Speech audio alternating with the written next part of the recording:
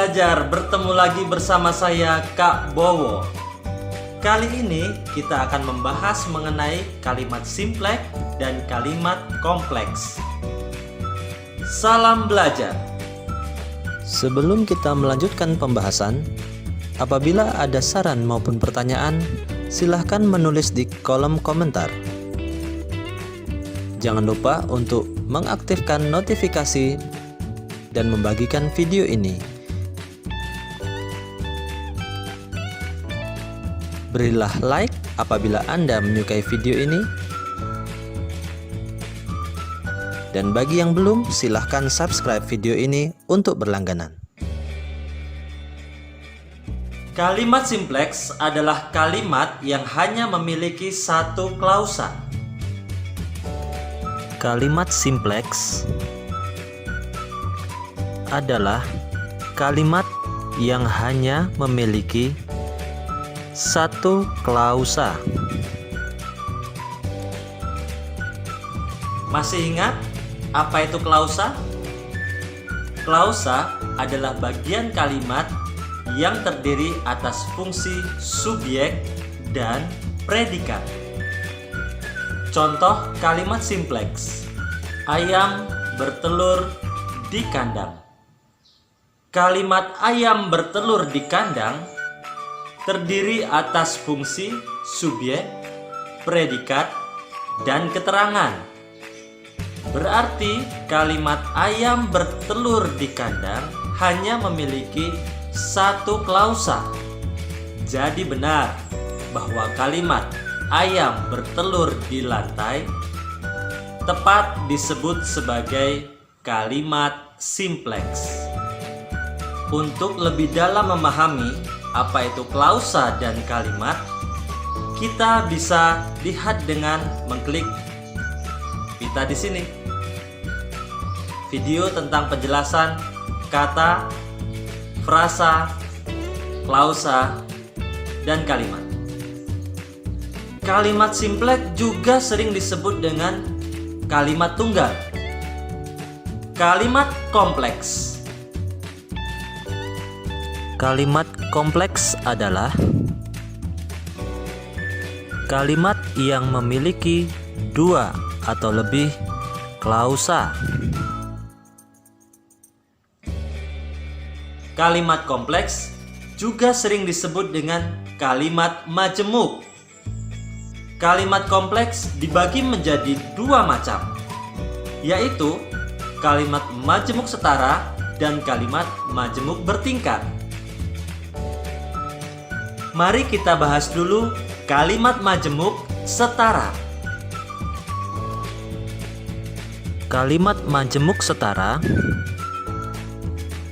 memiliki dua atau lebih klausa yang setara dalam satu kalimat. Kalimat majemuk setara ini terjadi karena dua buah kalimat simpleks disambungkan menjadi satu dengan menggunakan konjungsi koordinatif. Konjungsi koordinatif antara lain dan, atau, tetapi, melainkan, padahal, sedangkan. Apabila kalimat majemuk setara ini kita pisahkan antara kalimat, maka tiap-tiap kalimat sudah bisa dipahami maknanya.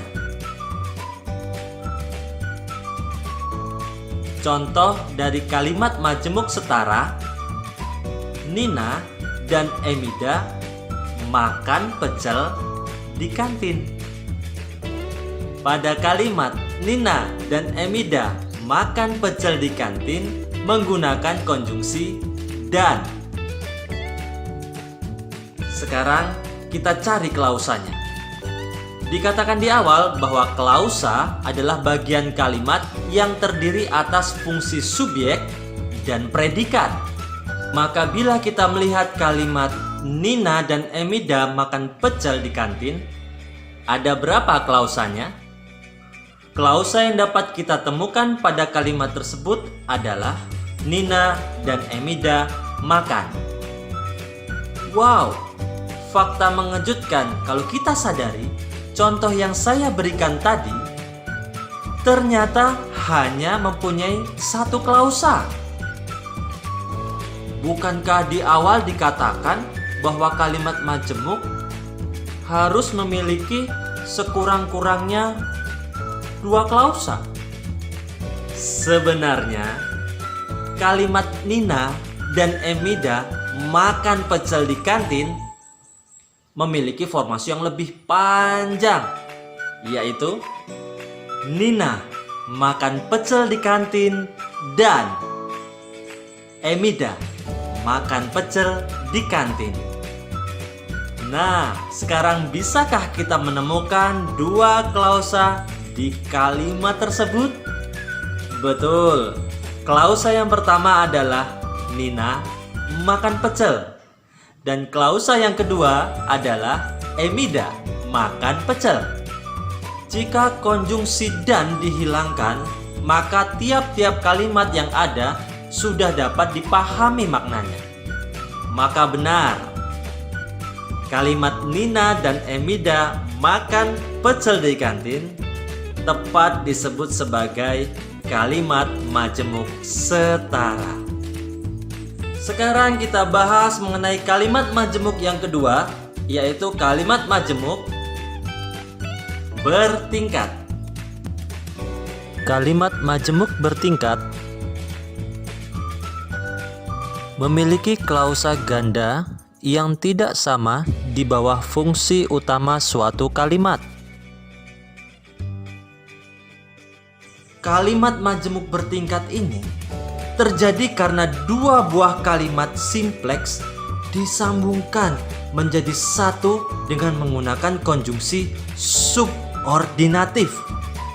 Konjungsi subordinatif antara lain agar, untuk, supaya, sebab, karena, seperti, seakan-akan, jika, sejak, ketika, andaikan, walaupun, bahwa.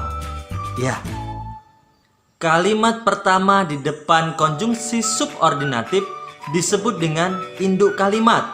Sedangkan kalimat setelah konjungsi subordinatif disebut dengan anak kalimat.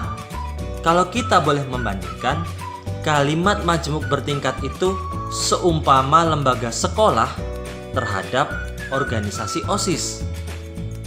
Kalau kita menyebut lembaga sekolah, maka kita tidak perlu lagi menyebut organisasi OSIS karena semuanya sudah tercakup. Akan tetapi, jika kita membicarakan organisasi OSIS, maka mau tidak mau kita juga harus membicarakan lembaga sekolah yang menaunginya. Lembaga sekolah tidak memiliki organisasi OSIS tidak menjadi masalah. Namun organisasi OSIS tidak akan bisa berdiri tanpa ada lembaga sekolah. Contoh kalimat majemuk bertingkat. Dian belajar dengan sungguh-sungguh agar diterima di jurusan kedokteran tahun depan.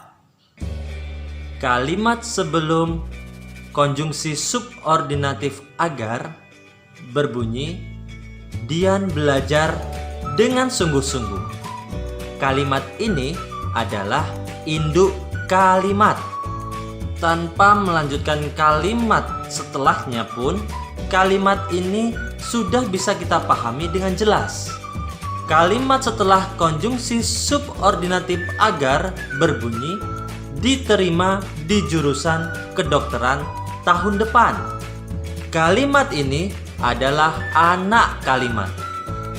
Kalimat ini tidak dapat berdiri sendiri tanpa induk kalimat, karena jika demikian maka maknanya tidak jelas. Silahkan baca. Diterima di jurusan kedokteran tahun depan. Siapa? Mengapa? Tidak jelas, bukan? Dalam kalimat majemuk bertingkat, masalah peletakan batas-batas fungsi ada keunikannya.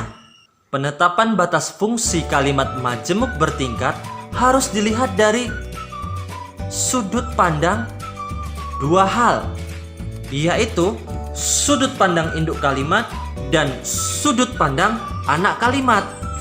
Dalam kalimat Dian belajar dengan sungguh-sungguh agar diterima di jurusan kedokteran tahun depan. Jika kita melihat dari sudut pandang induk kalimat, maka batas fungsinya Dian subjek, belajar dengan sungguh-sungguh predikat, agar diterima di jurusan kedokteran tahun depan keterangan. Tetapi jika kita melihat dari sudut pandang anak kalimat, maka batas fungsinya Dian subjek, diterima predikat di jurusan kedokteran keterangan, tahun depan keterangan. Demikian pembahasan kita mengenai kalimat simpleks dan kalimat kompleks. Semoga sobat belajar dapat memahami dengan mudah. Sebelum kita berpisah, saya ada pantun. Marisa jongkok di bawah triplex, menunggu kawan main gapleks. Kalau ada masalah yang kompleks, ayo kalau bisa dibuat simpleks. Melompat-lompat kucing oreng, menangkap lalat yang mengganggunya. Sampai di sini kita belajar bareng. Jumpa lagi di belajar selanjutnya.